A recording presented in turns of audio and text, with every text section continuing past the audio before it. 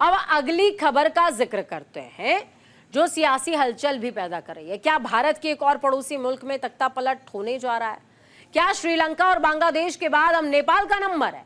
क्या नेपाल में केपी शर्मा ओली की सरकार जाने वाली है, उसको लोग टाटा बाय बाय करने वाले? क्या नेपाल फिर से हिंदू राष्ट्र बनने वाला है? ये सवाल इसलिए उठ रहे हैं क्योंकि शांत नेपाल पिछले कुछ दिनों से जल रहा है, पत्थर चल रहे हैं, गाड़ियां जल रही हैं, पुलिस पब्लिक आमने सामने हो गई है। नेपाल की राजधानी काठमांडू में राजशाही की बहाली की मांग को लेकर प्रदर्शनकारियों ने हिंसक प्रदर्शन किया। इस दौरान प्रदर्शनकारियों ने एक इमारत को आग के हवाले कर दिया और कई जगहों पर तोड़फोड़ हुई। जिस राजशाही को नेपाल 17 साल पीछे छोड़ आया था, अब उसी राजशाही को लाने के लिए नेपाल पिछले कई दिनों से बदलाव की आग में चल रहा है। सरकार के खिलाफ बढ़ती नाराजगी और राजशाही समर्थकों के आक्रोश को देखते हुए नेपाल में राजनीतिक अस्थिरता गहराती जा रही है और सवाल उठ रहा है कि क्या नेपाल भी बांग्लादेश की तरह किसी बड़े राजनीतिक संकट की ओर बढ़ रहा है क्या?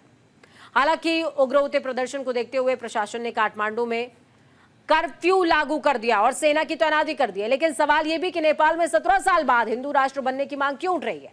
हम आपको ग्राफिक्स के जरिए बताते हैं, समझिए। साल 2008 तक नेपाल दुनिया का एकमात्र हिंदू राष्ट्र हुआ करता था। आरोप यह कि जब से लोकशाही आई तब से नेपाल में अस्थिरता बढ़ गई। आंकड़े बताते हैं कि 16 साल में नेपाल में अब तक 13 सरकार बदल चुकी है।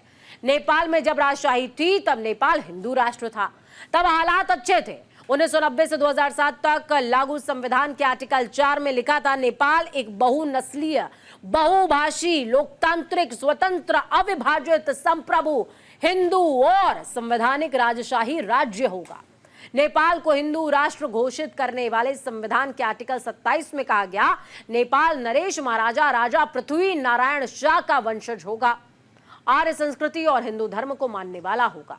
ये तमाम बातें थी। दरअसल नेपाल 2008 तक एक संवैधानिक राजशाही हुआ करता था, लेकिन माओवादी आंदोलन और लोकतांत्रिक बदलावों के चलते इसे धर्मनिरपेक्ष गण राज्य घोषित कर दिया गया।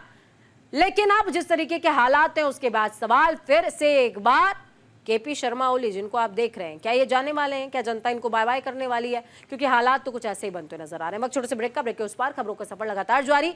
बने रहिए न्यूज़ इंडिया के साथ, क्योंकि हम हैं राष्ट्र की आवाज।